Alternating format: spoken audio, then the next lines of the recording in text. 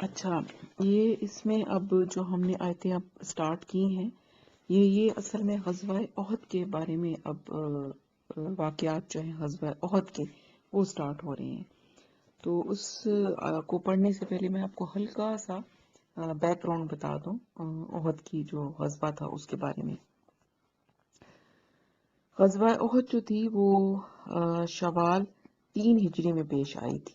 اس سے پہلے رمضان 2 ہجری میں غزوہ بدر ہو چکی تھی کہ جس کا سارا ذکر جو ہے وہ آگے آئے گا سورۃ انفال میں، تو پھر ہم وہاں پر اس کو پڑھیں گے.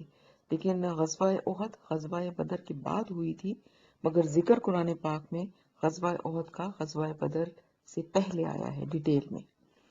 تو غزوہ بدر میں کیا تھا کہ اللہ تعالیٰ نے مسلمانوں کو بہت زبردست فتح عطا فرمائی تھی، اور کفار مکہ کو اس غزوہ میں بڑی سخت شکست ہوئی تھی، اور یہ ایک طرح سے حق اور باطل کے درمیان میں مارکا تھا، اور مسلمانوں کو ایک پہچان ملی تھی اس غزوے کے بعد سے. اور کفار کے اس میں 70 سے کے قریب جو سردار تھے وہ مارے گئے تھے، اور بلکہ جو تھا مکہ کا شاید ہی کوئی گھر ایسا بچا تھا کہ جس میں کوئی فرد جو تھا وہ مارا نہیں گیا تھا غزوہ بدر میں. تو یہی وجہ تھی کہ تمام اہل مکہ جو تھے ان کے سینوں میں انتقام کی آگ بھڑک رہی تھی.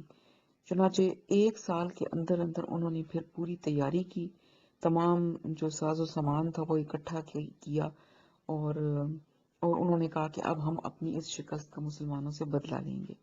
ابو جہل جو تھا وہ غزوہ بدر میں مارا جا چکا تھا، اور اب پھر قریش جو تھے اس کا جو ان کی سربراہی جو تھی وہ ابو سفیان کے ہاتھ میں تھی. تو انہوں نے مل کر بہت تیاری کی کہ اب ہم نے مسلمانوں سے بدلہ لینا ہے.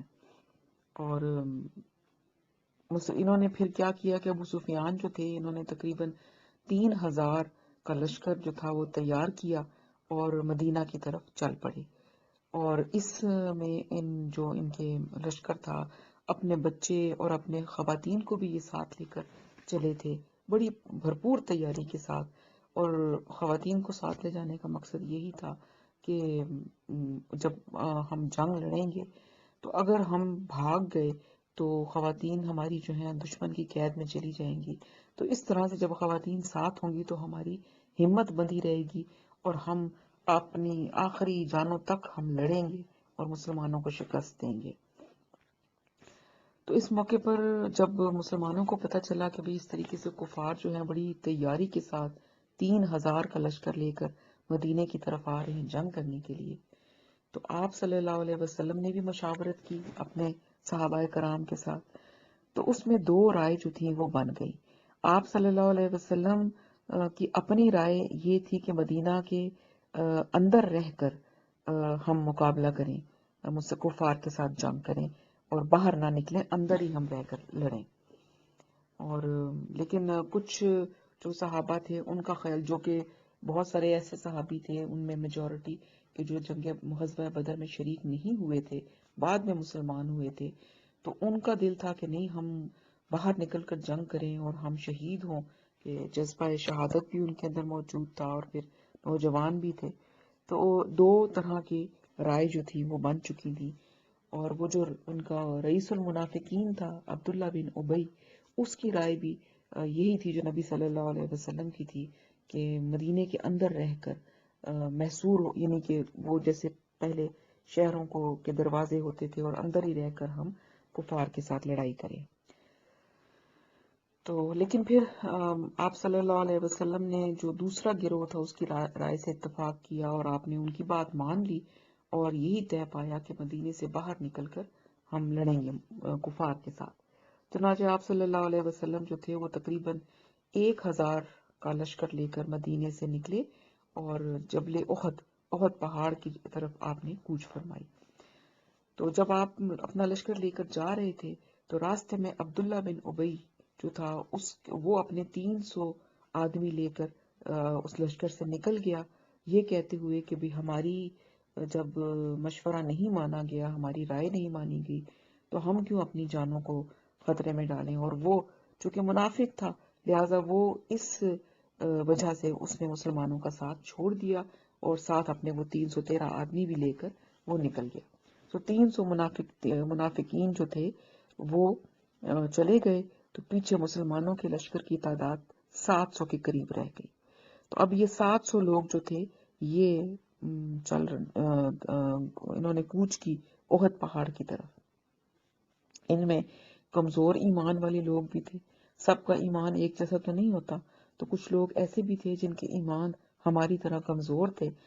تو وہ جب انہوں نے دیکھا کہ 313 کے قریب آدمی جو ہے وہ نکل گئے ہیں، تو ان کو بھی تھوڑا سا ان کا دل میں کمزوری آ گئی. تو ان میں جو تھے مدینہ کے 2 خاندان تھے، ایک بنو حارثہ اور دوسرا بنو سلمہ. تو یہ 2 خاندان جو تھے ان کے دل تھوڑے مطلب کمزور پڑ گئے، ڈگمگا گئے، اور انہوں نے بھی سوچا کہ ہم بھی واپس لوٹ جاتے ہیں. لیکن پھر اللہ تعالیٰ نے ان کے قدموں کو جمایا اور اللہ نے ان کو مضبوطی اور حوصلہ عطا فرمایا. اس کا ذکر بھی ابھی آ جائے گا قرآن میں. اس کے بعد پھر جب یہ لوگ چلے گئے تو پھر جنگ ہوئی، کفار بھی ادھر سے آ گئے تھے. اللہ کی طرف سے پھر مدد آئی، اللہ نے اسلام کے لشکر کو فتح دی اور مشرکین کے قدم اکھڑ گئے.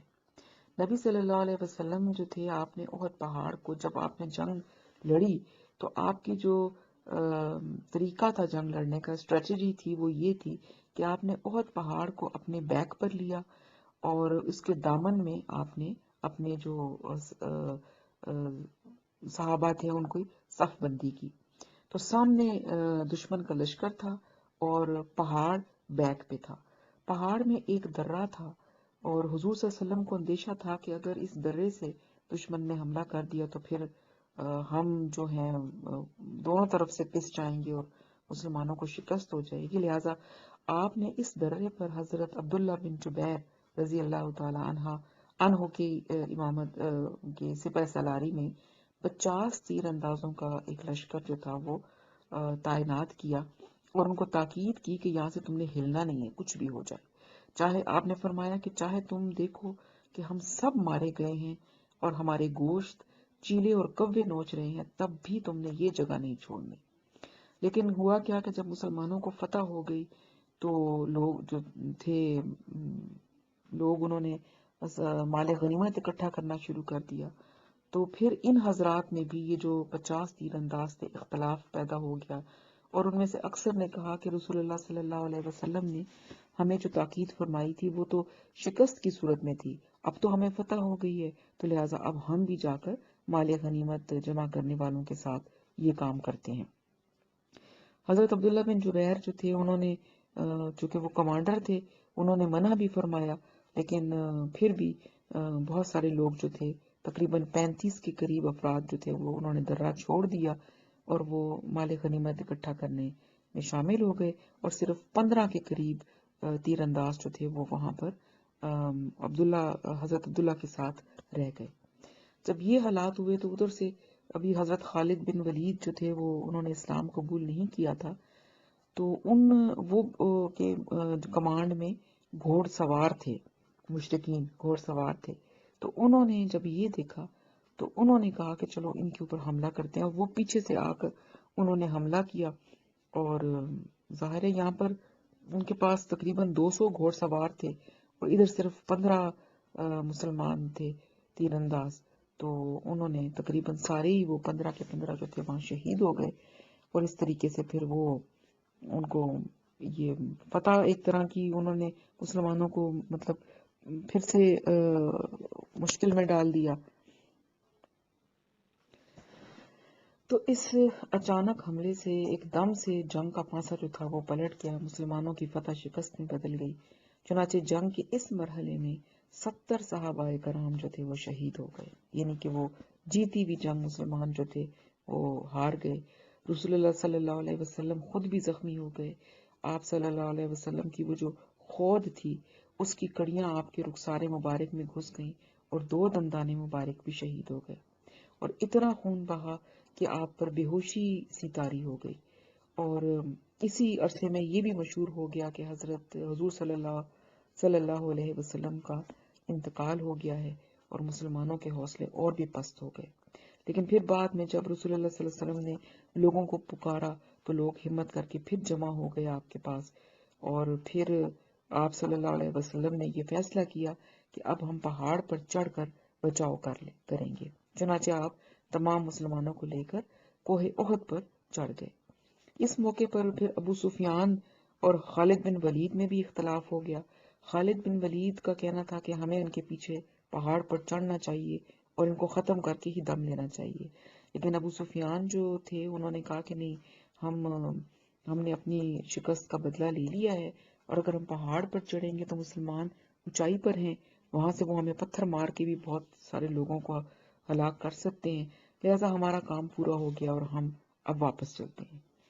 تو اس طریقے سے پھر وہ واپس چلے گئے، اور جو تھی ان آگے جو آیات اب ہے اس کو اب ہم یہ سارا واقعہ آپ اپنے مائنڈ میں رکھیں اور ان کو سامنے رکھتے ہوئے اب ہم جو ہیں وہ آیات کو سمجھنے کی کوشش کریں۔ جی، وَإِذْ غَدَوْتَ مِنْ أَهْلِكَ، اور جب آپ صلی اللہ علیہ وسلم صبح کے وقت اپنے گھر سے نکلے، تُبَوِّئُ الْمُؤْمِنِينَ مَقَاعِدَ لِلْقِتَالِ، اور مسلمانوں کو جنگ کے مورچوں میں مامور کرنے لگے، یعنی اس نیت سے آپ گھر سے تیاری کر کے نکلے۔ غزوہ احد کی صبح کا یہ واقعہ ہے کہ صبح سویرے کہ جب غزوے کے لیے آپ چلے، آپ کہاں سے نکلے؟ حضرت عائشہ کے حجرے سے آپ تشریف فرما ہوئے اور زرہ وغیرہ پہن کے اور جنگ کے میدان میں پہنچ کر مسلمانوں کو کی صف بندی کرنے کا ذکر ہے اس آیت میں، یعنی ان کو مورچوں میں بٹھانا، ان کو اپنی اپنی جگہوں پر معمور کر رہے تھے۔ واللہ سمیع علیم، جبکہ اللہ سب کچھ سننے والا اور جاننے والا ہے۔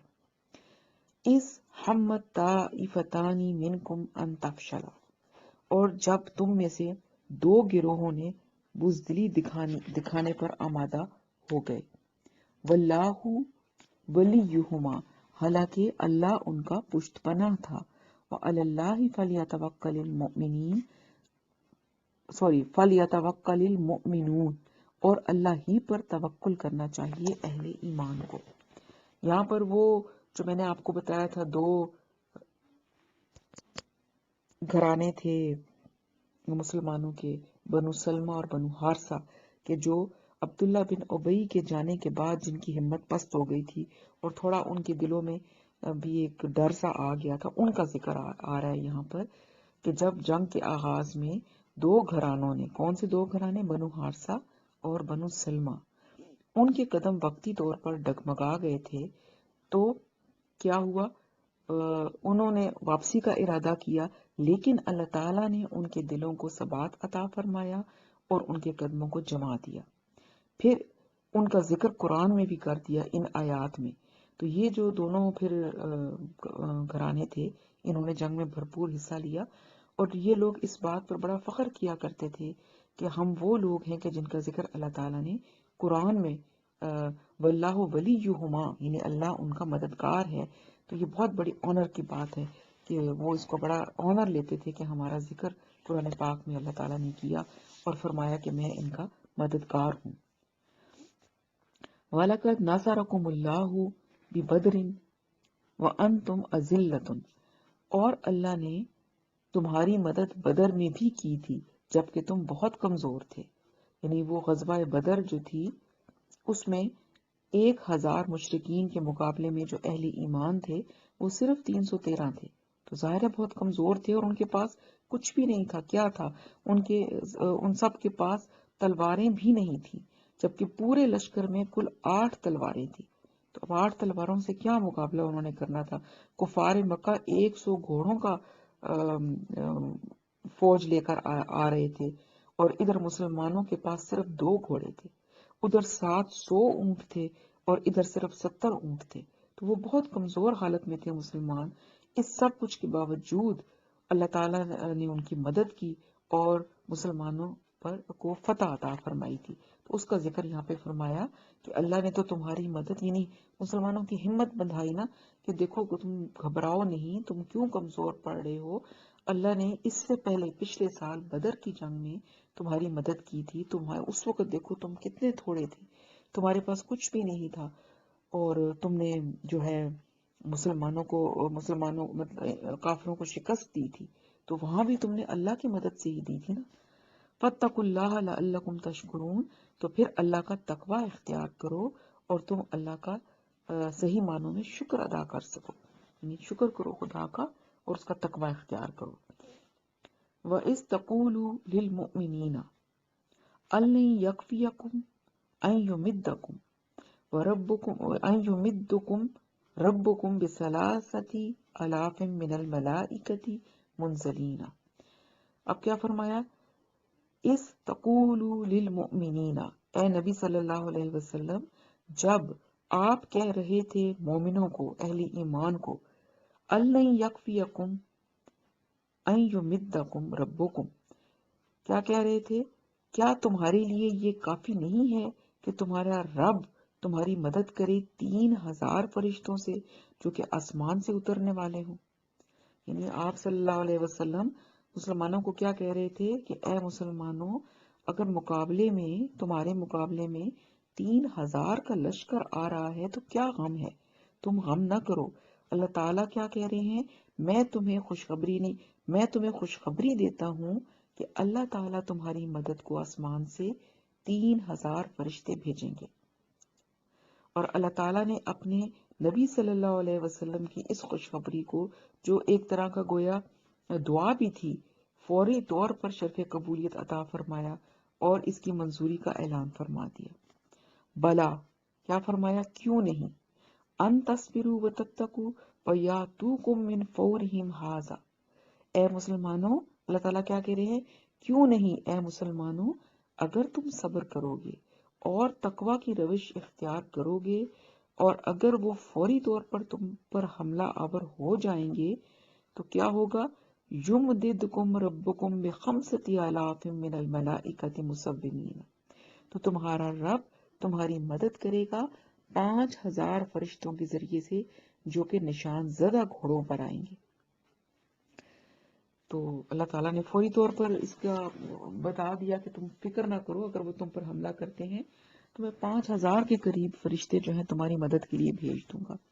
وما جعلہ اللہ الا بشرا لکم، اور اللہ نے اس کو نہیں بنایا مگر تمہارے لیے بشارت، خوشخبری، یعنی یہ جو خبر اللہ تعالیٰ نے دی فرشتوں کی، یہ تمہارے لیے ایک خوشخبری تھی، ایک بشارت تھی، اور وَلِتَطْمَئِنَّ قُلُوبُكُمْ بِهِ، اور تاکہ تمہارے دل اس سے مطمئن ہو جائیں۔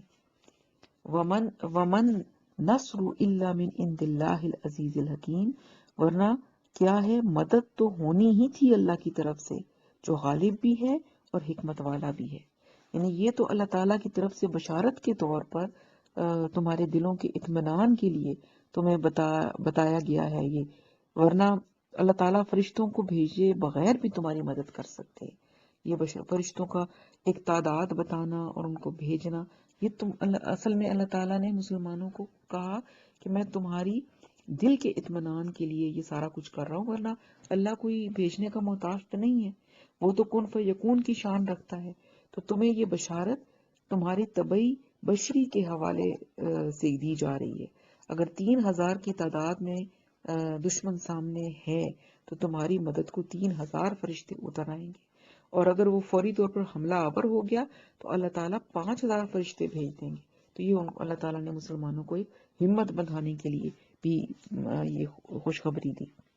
لِيَقْطَعَ طَرَفًا مِّنَ الَّذِينَ كَفَرُوا، اور یہ مدد جو وہ تمہیں اس لیے بھی دے رہا ہے اللہ تعالیٰ تاکہ کافروں کا ایک بازو کاٹ دے، یعنی کافروں کو شکست ہو۔ او یکبتہم فینقلبوا خائبین، یا ان کو کافروں کو کیا کرے، ذلیل کر دے کہ وہ نامراد ہو کر لوٹ جائیں۔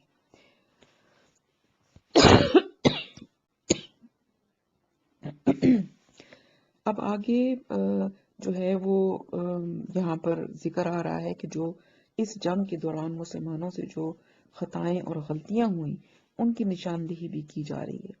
خود حضور صلی اللہ علیہ وسلم سے بھی ایک خطا کا معاملہ ہوا، اس پر بھی گرفت ہوئی، بلکہ سب سے پہلے اسی معاملے کا ذکر کیا جا رہا ہے جب آپ صلی اللہ علیہ وسلم زخمی ہو گئے اور آپ پر ایک بے ہوشی کی کیفیت طاری ہوئی، اور پھر جب آپ کو تھوڑا سا ہوش آیا تو آپ صلی اللہ علیہ وسلم کی زبان سے یہ الفاظ نکلے تھے کہ یہ قوم کیسے فلاح پائے گی جس نے اپنے نبی کے چہرے کو خون سے رنگ دیا جبکہ وہ انہیں اللہ کی طرف بلا رہا تھا۔ تو تلوار کا جو وار تھا آپ صلی اللہ علیہ وسلم کی رخسار کی ہڈی پر پڑا تھا، اور اس سے آپ کے 2 دانت بھی شہید ہو گئے تھے، اور زخم سے یکدم خون کا فوارہ پھوٹ پڑا تھا جس سے آپ کا پورا چہرہ مبارک لہولہان ہو گیا تھا، اور خون زیادہ مقدار میں بہہ جانے کی وجہ سے آپ پر بے ہوشی طاری ہو گئی تھی۔ تو آپ صلی اللہ علیہ وسلم نے ہوش میں آئے تو زبان مبارک سے یہ الفاظ جو تھے وہ نکلے، ادا ہو گئے۔ اس پر یہ آیت نازل ہوئی، کون سی؟ لیس لک من الامر شیء۔ یہ والی آیت اس واقعے کے بعد اس پر نازل ہوئی۔ اللہ تعالیٰ فرماتے ہیں کہ اے نبی صلی اللہ علیہ وسلم، اس معاملے میں آپ صلی اللہ علیہ وسلم کا کوئی اختیار نہیں، آپ کا کام دعوت دینا اور تبلیغ کرنا ہے، لوگوں کی ہدایت اور ضلالت کے فیصلے جو ہیں اللہ تعالیٰ نے فرمایا کہ وہ ہم کرتے ہیں۔ اور اللہ تعالیٰ کے فیصلوں کا انداز دیکھیں کہ جس شخص کی وجہ سے مسلمانوں کو یہ شکست کا سامنا کرنا پڑا، یعنی حضرت خالد بن ولید، تو اللہ تعالیٰ نے حضور صلی اللہ علیہ وسلم کی زبان مبارک سے ان کے بارے میں اللہ کی تلواروں میں سے ایک تلوار کا خطاب دلوایا، یعنی وہ پھر ایمان لے آئے حضرت خالد بن ولید۔ تو یہ پھر آیات اس پر نازل ہوئی تھی کہ اے نبی صلی اللہ علیہ وسلم، اس معاملے میں آپ کا کوئی اختیار نہیں ہے، اللہ ان کی توبہ قبول کرے یا ان کو عذاب دے، یہ اللہ کے اختیار میں ہے، وہ جو چاہے گا سو وہ کرے گا۔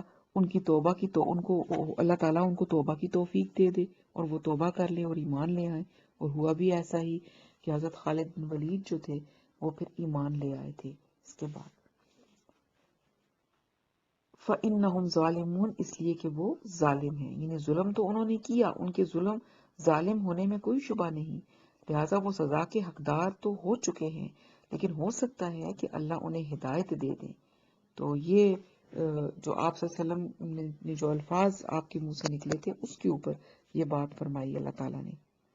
تو یہاں پر ہمیں بھی سوچنا چاہیے کہ کسی کے بارے میں، یہ تو آپ صلی اللہ علیہ وسلم کا معاملہ ہے، ہماری تو کوئی اوقات ہی نہیں ہے، تو کسی کے بارے میں کوئی فتویٰ نہیں دے دینا چاہیے کہ فلاں تو کافر ہے اور فلاں مشرک ہے یا فلاں کی تو بخشش نہیں ہوگی۔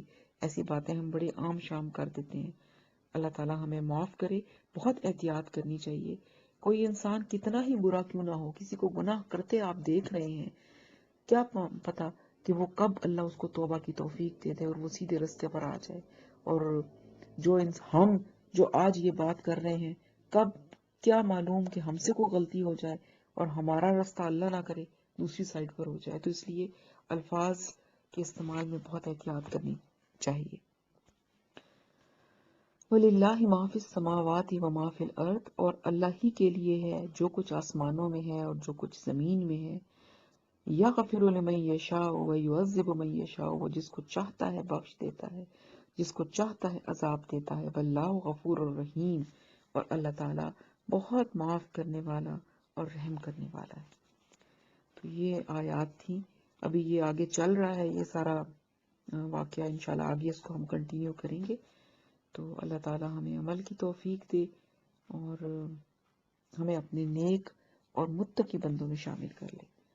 سبحانک اللہم و بحمدک، نشہد ان لا الہ الا انت، نستغفرک و نتوب الیک۔ السلام علیکم ورحمۃ اللہ وبرکاتہ۔